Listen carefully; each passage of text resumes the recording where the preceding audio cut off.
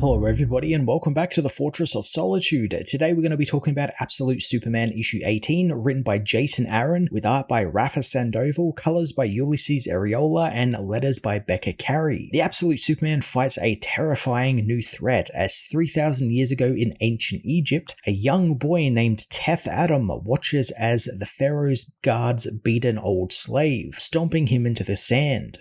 Adam remembers how he and his family were dragged from their home of Karndark by the Pharaoh's men, turned to slaves and made to work the floodplains of the Delta Nile. He stands up to the soldiers, telling them to stop, and they've decided they've had their fun, so they kill the old man and instead decide to take their anger out on Teth Adam. As the hits keep coming, Adam thinks about his name and how it's meant to mean mighty man, but he's not feeling so mighty right now. Jumping straight into the origin of Black Adam is a pretty great way to start the issue, and I like the idea that it's going for here. It's kind of paralleling Cal's life in a number of ways. Both were kids who were burdened with some sort of great purpose upon them. You know, they felt like they could do good and like help those around them. The powers that be, of course, kicked back, and it left them both feeling powerless. But I think that's where it's going to deviate, where Cal beat the rage that was burning inside of him and used that for good. Adam's probably going to give into it and he's going to be fueled by rage. I'm interested to see where Aaron will actually swerve right now, since Adam is easily on the hero path, but I think, you know, he's going to give into that anger and just keep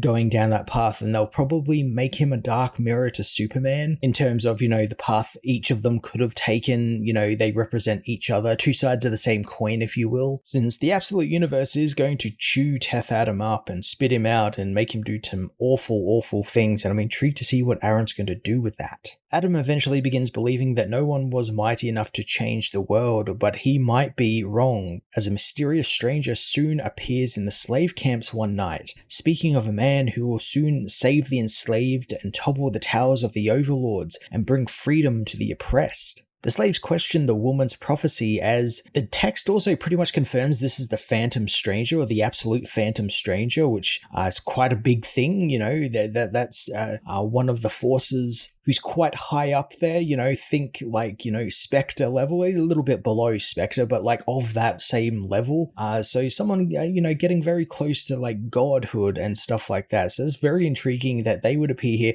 I also really like that their costume kind of sort of looks like ravens as well, especially with the hood, the top of the hood, the cowl of the hood has that point that Raven's hood always has, that, you know, kind of classic Raven point.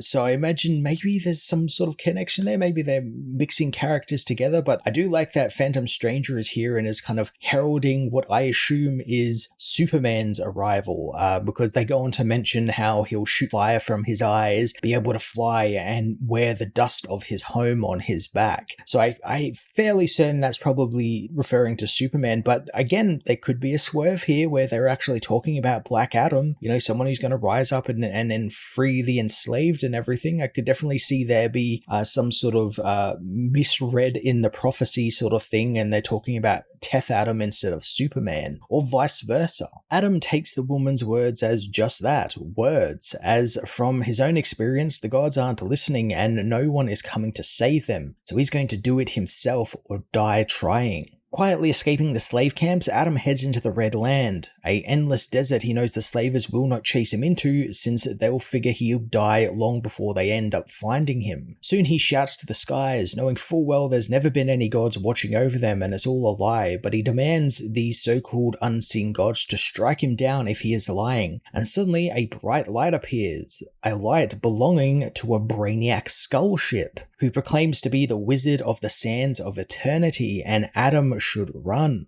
The Brainiac Collective being involved in Adam's origin is super surprising. I did not expect that, but I kind of love what that implies. It implies they have found Earth, they've been to Earth, and I like that they are seemingly conducting some sort of experiment where they are pretending to be gods to maybe wave away, you know, people who are curious and kind of scare people away from what they are doing on the ground, whether it be experiments or research or something. But I kind of like the idea that they've also just playing God and just like watching what the apes, the humans are doing, and kind of studying them and all that sort of stuff, maybe to see if they're worthy of collection or something. It's great because it broadens the Brainiac history and lore and what was going on with them, because we didn't really get a lot of them in that Brainiac origin issue. We got a little bit, but they were all died off. This is 3,000 years in the past, so they're at their height, and I like that we're actually getting to see a little bit more of them, and now they're tying into like Teth Adam's origins and what he believes in gods and what is a god. It's all really interesting stuff. Adam refuses to leave despite the god's warnings, telling the so-called wizard that he will be their savior the world needs. He's suddenly blasted by the ship, suspended in a beam of light as two Brainiac Collective members come down, not impressed at another slave who wants their freedom. I really dig the design of these Brainiacs, since it's just the 70s design with the purple suit and the high collars with the white on it. It's cool to kind of, as I said before, this is 3,000 years in the past, so they're around, the Brainiacs are around, and I like that kind of signifies, yeah, we're in the past where they're at the height of their powers, they're, you know, going around to different worlds, so they look kind of clean, and just, they would appear as gods to these people, but it's just really cool seeing just like a Brainiac at the height of their power. The Brainiacs get to work and begin studying Teth, finding from looking into his mind that it is filled with rage and ambition, which they find quite interesting. They think about ways they might be able to help achieve his goals, thinking about Daxamite nanites in his blood that might help him, or even some Dominator organ transplants, all in an effort just to make him a bit less scrawnier. One of the Brainiacs thinks that the new device they found in that black hole might work and provide some interesting test data, with the device revealed to be a father box, one that we know that Lazarus also ends up using a little later on. I'm really hoping we get some sort of explanation about these father boxes. Obviously, they're to do with Darkseid and, him giving parts of his power away or something in this universe. But the way they're being treated, it kind of reminds me of the boxes, the identity boxes from the Ultimates universe that we saw that were sent out to all the people who were meant to be Spider-Man and Iron Man and all of these characters. It kind of reminds me of that, where it's like a device that gives a person power. And in this case, it looks like it's probably going to give Black Adam's powers, which is really interesting because, usually his powers are derived from magic, the Rock of Eternity and the Wizard's magic, but it's now ancient alien technology. But of course, there's that, I think it was Arthur C. Clarke who said that, any form of high technology is indistinguishable from magic. So there's some really interesting stuff there. I kind of like that. Black Adam is like an ancient alien powered being now, not some magical powered being, because magic in the Absolute Universe seems to be very finite and very suppressed. Like Wonder Woman is really the only one who really uses it, her and Zatanna over in her book. So it's very limited. So I like the change there where they make it an ancient alien god or something that gives Adam his power. It also might tie in nicely with what they have planned for him and Superman, with them doing the parallels and stuff like that. Could it even be an ancient Kryptonian god or something like that? Like a Nightwing or a Rao or something. Aaron's definitely gotten my attention with that little drop of knowledge of, the father box being the creation of Black Adam. Back in the present in Smallville, Clark has taken to farm life like a fish to water, looking after the farm, and also Parasite, who has grown into a type of pet for Clark. Clark talks with Jimmy across his signal watch, telling him that Parasite never meant any evil intent. He was just starved and mistreated by Lazarus, and since he's been feeding it controlled doses of his own energy, the Parasite is as docile as a puppy, which makes this technically the second absolute Crypto, being that Cal actually had a dog on Krypton, but now he's got this Parasite, which is more or less his new Crypto, which is really fucking cool. I knew Parasite was probably going to become a good guy, or some sort of benevolent force that Superman maybe has to wrangle every now and then, but never straight out evil. But I didn't even consider he would become like a Crypto. That's fucking awesome. I really like that idea that he has like this little pet guy running around that can also probably turn into a giant monster if he should deem need to. That's really awesome. I also really like that Clark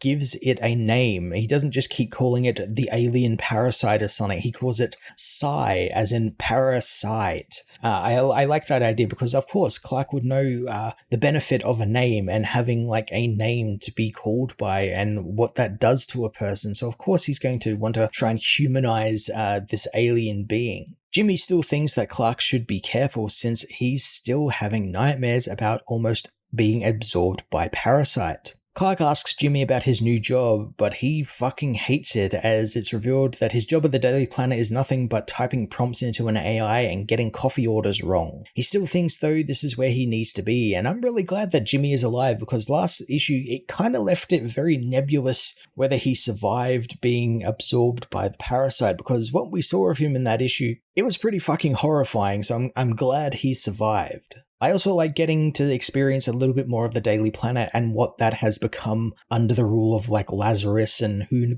knows else. I like that it's seemingly just like a place where like AI generated articles are written and are no doubt used to like spread hate and fear and everything. And I can understand why Jimmy would want to be there because then he can give Clark, you know, the inside scoop and tell him what's really going on in the world and how it's all working and everything. So I kind of like that idea. Clark ends up asking about Lois, learning that she didn't end up taking the job at the Daily Planet, and instead she's busy breaking into the old Lazarus offices. Clark contacts her on her watch, not pleased that she isn't playing it safe, but Lois reveals that she got a tip from a peacemaker about the Al Ghul's whereabouts, but she won't tell Clark where she is since she intends on killing Talia for what she did to her father, and she knows that Clark will try and stop her. Clark suits up and tries to convince her that killing Talia isn't justice, it's murder, wanting to know where she is, but Lois dumps the watch as deeper in the building, Talia takes her aged father into the Lazarus pit, telling him to hurry before Gates shows up, telling him that this is the last pit that remains as the rest were either contaminated or destroyed. Raish is glad that this is the last pit as he begins smashing it up, destroying the last Lazarus pit on Earth.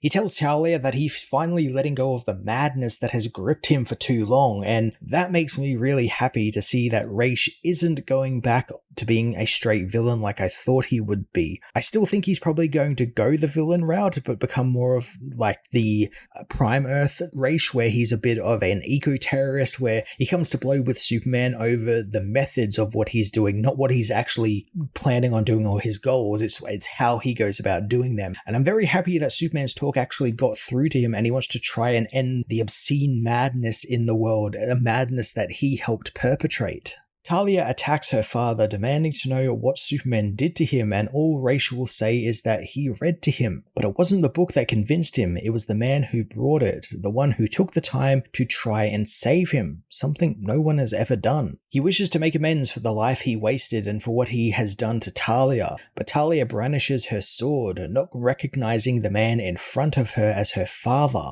As Raish tries to convince her to disarm herself, Lois turns up, planning on killing Talia, but Raish tries to calm both women down. Both of them, however, aren't interested in playing by the rules and get ready to fight when Superman blasts through the wall, demanding both Lois and Talia put their weapons down. Superman tries to de-escalate the situation as well, but Talia doesn't help by trying to goad Lois into attacking, calling her Superman's obedient girlfriend. Talia has also come prepared for the Man of Steel with a father box, which she activates and it begins inflicting pain on Superman's mind. Outside the building, Talia's Peacemaker team are met by a man with a hammer. The soldiers open fire on the man as he rushes them, but he raises the hammer and is able to catch the bullets in a magnetic field. The man is revealed to be Steel, who has come to deal with the Peacemakers and their owners, the Al Ghul's. So Steel showing up was definitely not on my bingo card. Like, holy shit, John Henry Irons is here and he's already a hero seemingly, or at least a proto-hero at least, as he's gunning for Lazarus and what they have done to the world. Steel cuts through the Peacemakers like they are butter, since as he reveals, he's the one who built the Peacemaker armor. I'm guessing this is also why he's attacking Lazarus. They're using his designs for evil, and maybe seeing Superman take out Raish is what inspired him, much like how in the Prime universe, John Henry's weapons designs got out into the black market and Intergang were using them. Superman ended up saving him, and then when Superman died, he took up the mantle as Steel. I think it's a cool change that John Henry is actually just picking up the mantle while Superman is still alive. Like, he just inspired him to do it and to finally act against Lazarus and the people using his designs to hurt others. Hell, his design here, while very basic, it kind of mirrors Clark a little bit as well, at least back when he was fighting Lazarus. It's got like a black jumpsuit, the arms and boots are red, much like how Clark's costume was at the time. So I can see the influence there, and I can see the inspiration. I'm intrigued to see what he's going to do in this story. Like, is he going to team with Superman? Is he going to be someone Superman has to go up against? It's very interesting to introduce him this early into the storyline, but I'm intrigued to see what Jason Aaron has in store for him. Superman, meanwhile, is weakened by the father box, which Ra's pleads for Talia to shut off, but Talia is done trying to help her old man father, citing he's too far gone to help. She stabs Lois in the shoulder with her blade, and Ra's jumps onto his daughter, trying to take the weapon away from her, but Steel arrives, slamming his hammer hard into Ra's back, intending on killing him for what he has done. Superman manages to smash the father box away, telling Lois to run as the box blasts through a nearby wall, disturbing something in Lazarus' stasis storage. Ra's tells his daughter that they cannot let this fight continue here, since she must remember what is stored in the base and how they must not let him out. It's too late though, as the father box has found the coffin of King Shazam, who explodes out of his slumber, intent on seeing the modern world and what it is like. King Shazam's design is really interesting though, since the way his powers show themselves is very eerily similar to Clark's appearance, especially around the hands and boots, but instead of being red, his power is yellow. And the cape he wears, well, a very dark shroud sort of shadow following him, could be interpreted as, the dust of his homeland. As I said before, it makes me wonder if maybe Teth Adam has some sort of connection to Krypton through the father box. Or, maybe even the box could be copying Superman's powers and giving it to him or something. It's a damn cool entrance for the character, and I can't wait to see more of him next issue and what Aaron has in store for him, because we've still got to see how exactly he gets the powers from the father box, which I imagine will be explained, and like what he does with them 3,000 years in the past that gets him locked up. But I'm very excited for it. I'm intrigued to see what Aaron and his team have in store for us. Absolute Superman issue 18 was chock full of some really great new concepts for the Absolute Universe to play around with, along with some very familiar faces. I really enjoyed the parallels that Jason Aaron is drawing between Superman and King Shazam, Black Adam, with both being different sides of the same coin, and, just showing you how this world kind of chews people up and spits them out and has no time for people who are trying to save the world, and will just utterly crush them and hope that them losing hope will just make them go away. And I like that we've seen that with Superman, where he didn't give in, and we've seen that with Black Adam, where he did give in and decided to do things himself and not rely on anyone else. It's a very interesting story that Aaron is building up to pit these two against each other. I can't wait to see exactly what they do with that as well, because we didn't really get much Black Adam in this issue, but there was enough of a setup to go into the next issue with a big fight and a bit more explanation of who or what King Shazam is. I'm going to give this issue a 9 out of 10.